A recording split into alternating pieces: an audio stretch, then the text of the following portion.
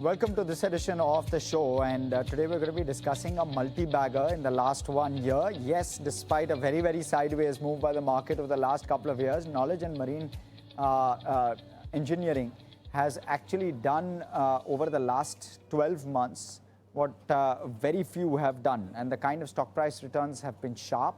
On top of that, by the way, and it's a three-bagger, by the way, over the last 12 months, and over the last 6 months, it's given us 57% return.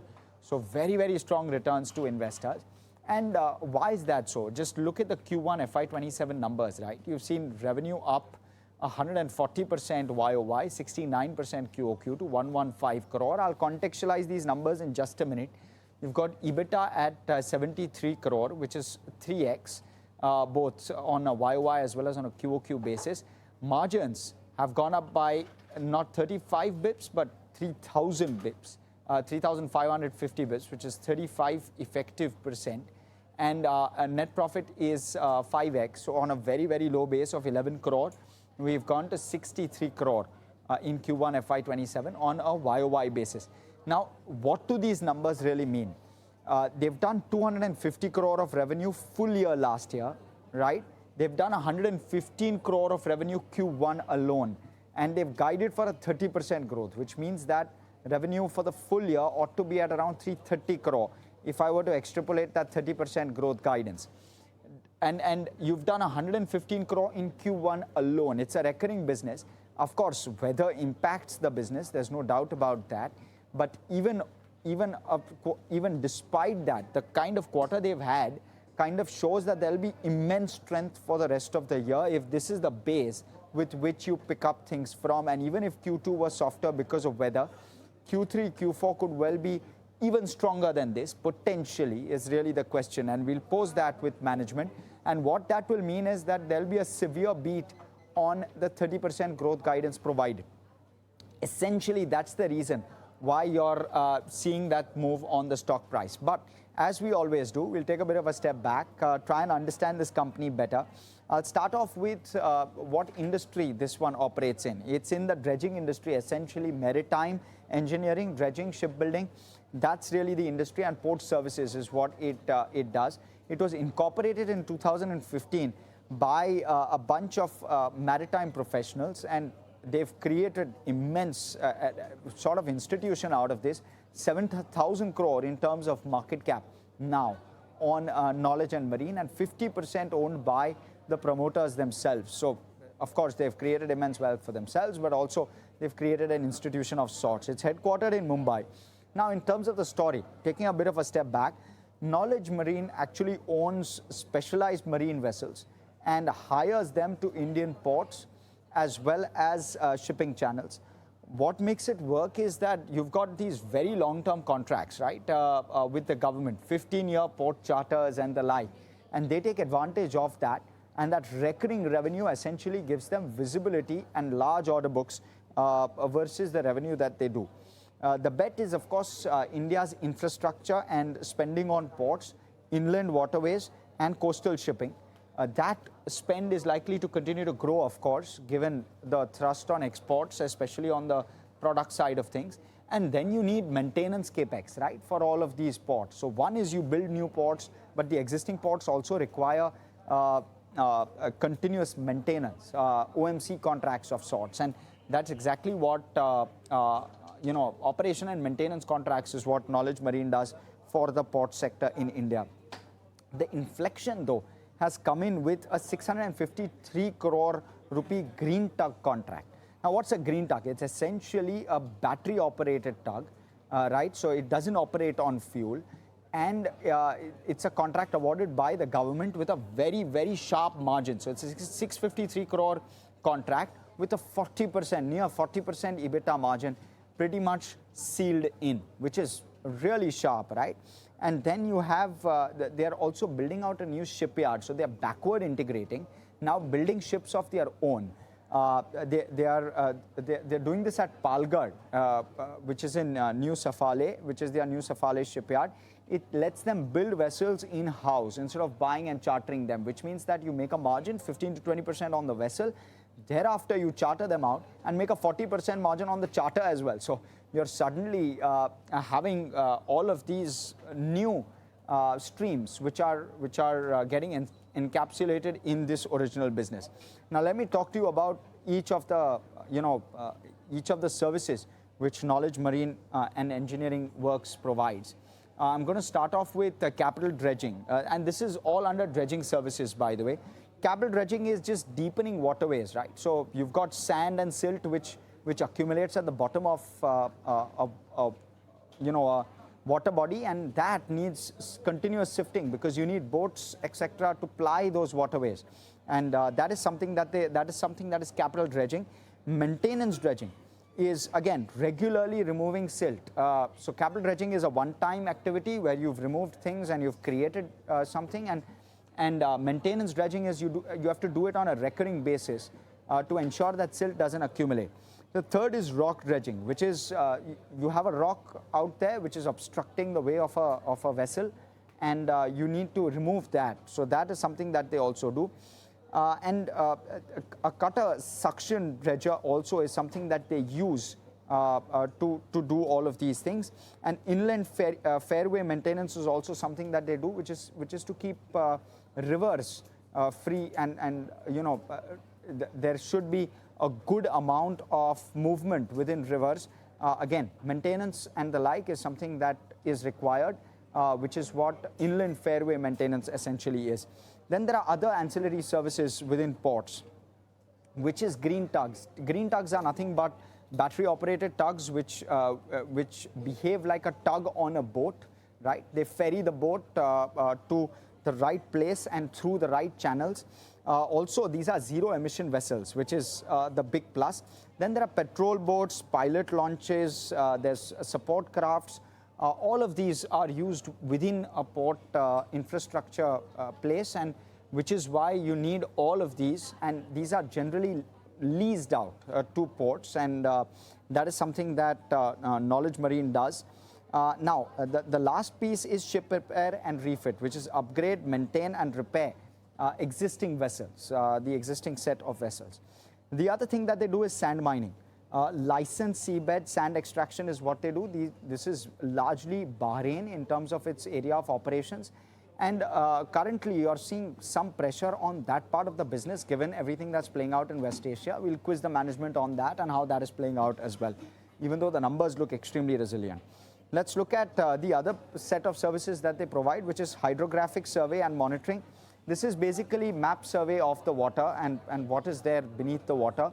And what can be built in terms of infrastructure within a certain waterway or a port. And these are again, these are contracts which Knowledge Marine enters into and wins, and thereafter it executes these contracts. Then there's an emerging segment as well, which they've entered into, which is the commercial cruise tourism segment. This is an early stage in terms of the business itself, and it is basically commercial cruise tourism. They've started this in Madhya Pradesh. The geographic reach in terms of, they cover most major ports: Kandla, JNPA, Paradeep, Vishakhapatnam, Cochin, Sitwe in Myanmar is also one of the ports that they cover. Bahrain we spoke about. And then there are minor ports and fishing harbors as well, Mangrol and dozens of other smaller facilities across India's coasts. All of those are the area of operations for Knowledge Marine Works. When you're looking at the contract type, generally these are 5 to 15-year contracts which they enter into, especially with regard to where maintenance is concerned. And the real kicker here is that they have a 95 to 100% utilization across the fleet. That ensures that you've got a very, very high utilization on all the boats that they own, which ensures that there's good growth as well as good margins because of the number of days the boats are out for. When you're looking at shipbuilding, this is the new segment which they are entering into. They used to buy ships earlier, really that's the story. Now they're building it in-house. This gives them better cost and better control over the ships as well. They're building their Safail shipyard, which is still under development in Palghar in Maharashtra near the upcoming Vadhavan port. That gives them good access to the Vadhavan port as well. The land acquired is around 5 acres with 15 acres, I beg your pardon, with with an option to expand by another 5 acres, so a total potential 20 acres out there. In terms of investment, there's around 285 crore of investment which is required. The land was acquired in October 2025 itself. In terms of the vessel types that they operate internal builds, which is dredgers, tugs and specialized port vessels. Commercial orders as well is what they take. Fishing vessels, cargo vessels and government contracts. All of those for defense and coast guard is what they take. The margins broadly are 15 to 20% on construction when they are constructing the ship. And plus on top of it, there's an operating margin when they deploy, which is roughly 40%. I spoke about that. The order book is around 1,500 crore. It's split between dredging, which is 25%, green tug, which is 62%, and shipbuilding, which is roughly 13%. That's the split broadly. Now, mind you, the 1,500 crore is already on the 250 crore revenue, which they've done for FY26, is a very large visibility for them anyway. Mind you, it's a 6,900 market cap company. Crore market cap company. Just want to quickly flag that off as well. In terms of customers, Inland Waterway Authority of India, IWAI, is the single largest customer for dredging and CSD work. There's Ministry of Ports, Shipping and Waterways, Myanmar Port Authority, and then there's all of these single ports, which is Paradip Port Authority, Visakhapatnam Port Authority, the GNPA as well is a big customer. That's how it shapes up. Let's talk about the P&L now and the financials. It's seen only an 8% growth over the last 3 years in terms of the top line, but on a high base of FY23. We're doing the last 3-year CAGR, mind you, viewers. So the FY22 number was just 61. There was a 3.5x jump in FY23, and thereafter, you've seen just a 8% CAGR growth in terms of top line. So that's how it's structured. You look at the EBITDA, it's grown at 12%, again on a very high base. But going forward, there is a guidance of 30% top line growth, mind you, on the back of this. Let's look at profitability. It is up 18% on a CAGR basis. Margins are getting better as operational efficiency starts to kick in. Q1 FY27 numbers I've already flagged off. Let's quickly look at the margins as well. Margins have moved from 52.5% to around 63.5%. And that is for Q1 FY27. We'll understand better from management because the guidance on margins is between 35 to 40%. With an upward bias. There's a possibility that margins will be 40-41% odd as well on the higher side. This 63.5 looks like an anomaly, something to quickly mark out for you. Let's look at the balance sheet now. The book value is around 570 crore, so this one trades at 12 times market cap to book. You're seeing the borrowing number at around 222 crore as there is strong capex in the pipeline. Cash bank balance sits at around 80 crore. We'll talk a little bit about the capex as well and how they're funding it. Cash flow is clean. There's no worries. There's around 30 to 45 days in terms of conversion. So your working capital cycle is around 30 to 45 days broadly. And that's how the cash flow shapes up. No concerns there. Return ratios are very strong, 15% plus in nearly every year, except last year where the capex was heavy. You've seen a 16% margin, even 16% ROC even then. But otherwise, you're seeing 20% plus in terms of the ROC number.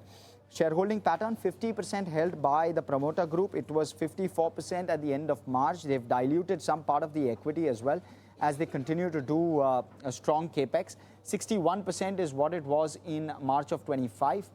You've started to see FIs and DIs participate in a larger fashion over the last year and a half, and public holds the balance 34%. In terms of valuations, it currently trades at 110 times earnings, certainly not cheap, but for 30% growth is what it offers. The 5-year average is 56 times and the 5-year range is between 27 and 112 times. In terms of commentary, you've got a 30% growth for the next 2 years penciled in as per management. 35 to 40% is margins with scope for going to 40-41%. Order book is around 1,500 crore. Domestic bid pipeline is another 2,000 crore on top of that. You've got 95% utilization on the boats, and you've got capex of around 400 to 500 crore in FY27 alone. So we'll try and get a perspective as to how this shapes up. But broadly, FY28, if I were to just run the numbers on a 37% margin, it trades at around 58 times. So 1 year forward as well is where the 5-year average PE is, just to kind of keep that in mind along with valuations. I'll go across. We're joined by Sujay M. Kewalramani, who is the Chief Executive Officer at Knowledge and Marine Engineers. Great having you here, Sujal. Let me first start off with the kind of Q1 numbers you've clocked. They're extremely strong. What's driven the numbers higher? One, on the top line, and two, what surprised on the margin?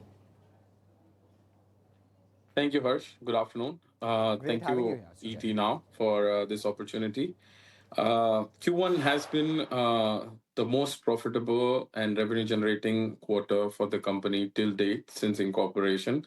The numbers have been pushed by the dredging business. We got a few good rock dredging contracts and the maintenance dredging contract for the Pondicherry port. And that is what led to the higher revenue. The margins will keep on improving. We keep guiding the margins between 35 to 40%. But now, as we are entering into further volume business, higher volume business with larger vessels, the efficiency will improve, the asset sweat will be better, and the margin should be better than what we have been guiding in the past. But 63.5%, Sujay, what explains that? So some of the revenue from the fourth quarter of the last financial year was spilled over into the revenue for the first quarter, and the expenses for that quarter, because it was a milestone, 100% milestone based revenue contract. So the expenses for that were booked in the first quarter, in the last quarter of the last financial year. That's why if you see, the margins had been 27% in the last quarter of the last financial year, whereas this quarter it's reflecting as 64%. Even if we bring out the cost from the last quarter into the first quarter, the margins would stand close to 50 odd percent. Got it. Okay, that makes sense. And talk to us about the rest of the year, therefore. You've guided for a 30% growth for FY27. You likely beat that, right? Just given the kind of first quarter you've had. I understand that there's been this spillover, but did you factor that in when you gave the 30% guidance? And would you therefore adjust your guidance to give us a sense as to where you land in FY27? So the guidance being provided of 30% on the revenue growth year on year was basis the order book at that time. Our bid pipeline now stands close to around 3,000 crores, and we have a history of a hit rate of close to 50% on the bids that we make. These are bids that are for larger volume business, and there is significant push on all the three verticals or the businesses that we do within the company, which is the vessel chartering, dredging, and the shipbuilding business. As the order book grows, definitely we look forward to a higher growth than what was projected 3 months ago. Okay, Sujay, I need to take a mandatory commercial. I'm going to come back to you. A couple of follow-ups on that order book. Very keen to know what the split is, because your margins in certain segments are better than others. For example, shipbuilding margins are 15-20%. Then you have the leasing segment where the margins are far better at 40. We'll try and get a sense. I'll just come straight back to you. Need to take that commercial, come back, speak with Sujay.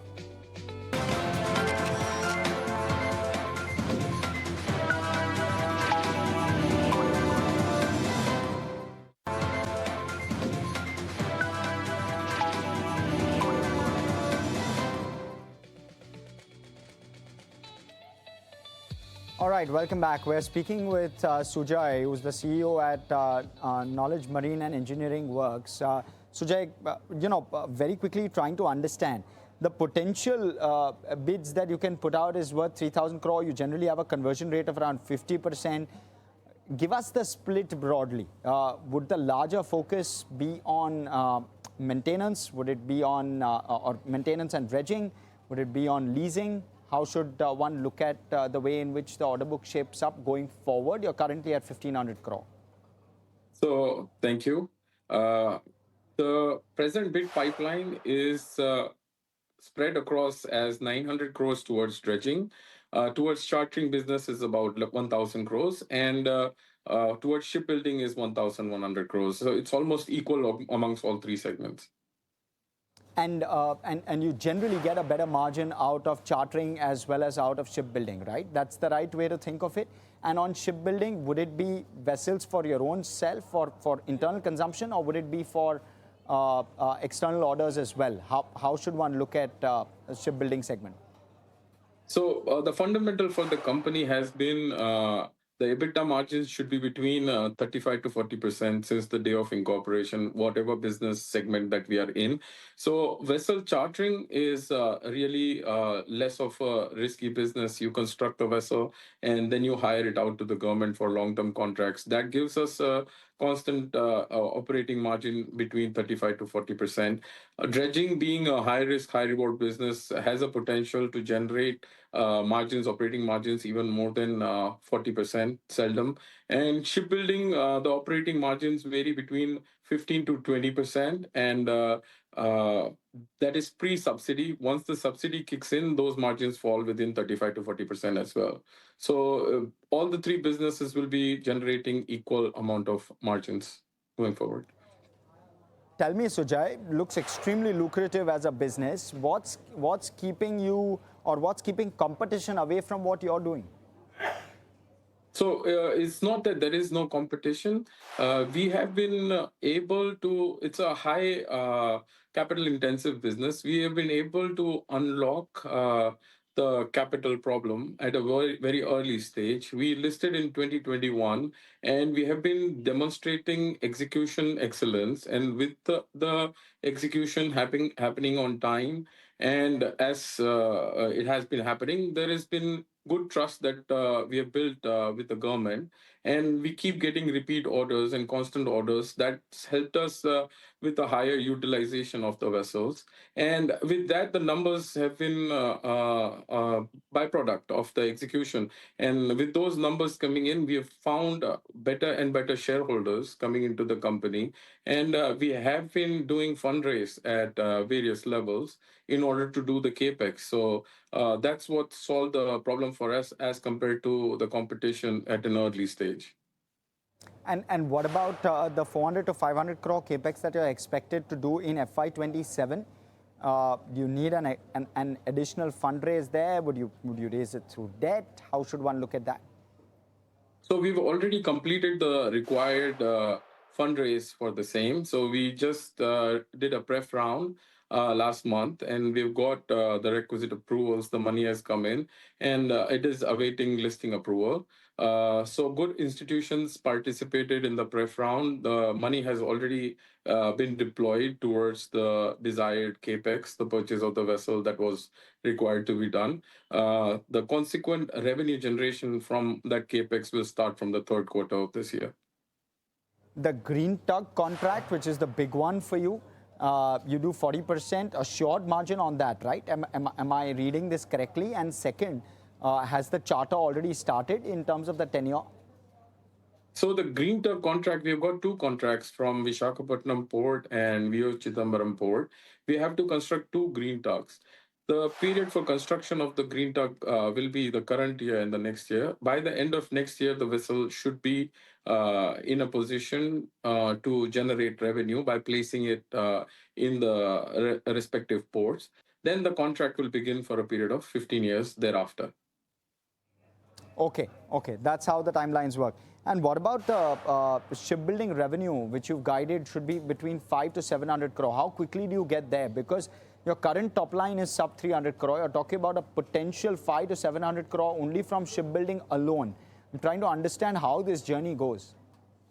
So for the past year, we did a turnover of 25 crores in the shipbuilding business. This year, we are easily going to surpass more than 100 crores.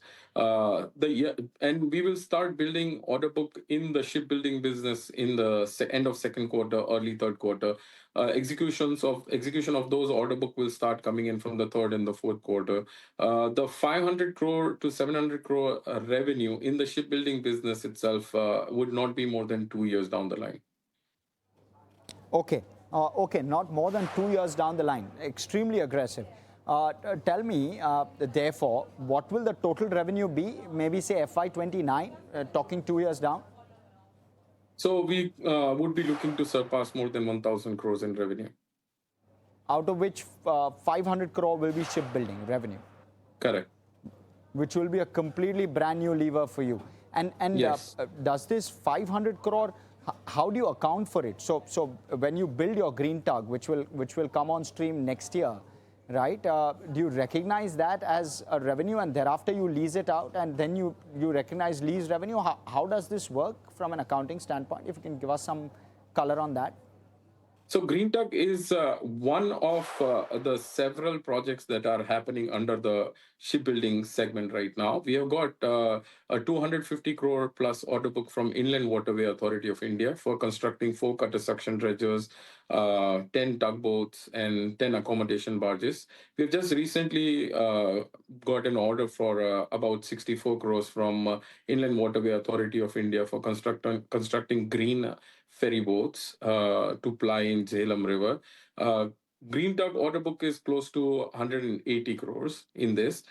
Beyond which there are several schemes that for which we are getting our shipyard ready before the end of this financial year. There's schemes such as Harit Nauka scheme, wherein more than 1,000 vessels have to be converted to green vessels by the end of 2030. And there are several schemes that the government is trying to introduce for bringing in green energy into vessels and ferries that ply on fresh waters and the ports as well. So that will be also a bigger push towards generating this revenue. As far as it goes towards the revenue recognition for the Green Tug, the construction of the vessel will generate the revenue for the shipbuilding division, and beyond which the revenue towards operating will be recognized by the operating company, the parent company. Understood. Understood. Okay. Sujay, thank you so much. Wishing you all the very best. Very aggressive growth guidance. Plenty to do, I believe. And thank you so much. Very good speaking to you. Thank you. Thank you, Harsh. Thank you so much. Thank you.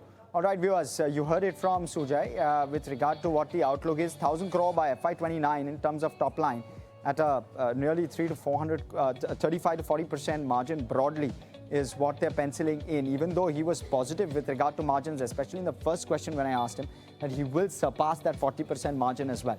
Very interesting and, well, all the time we have. Thank you so much for tuning in.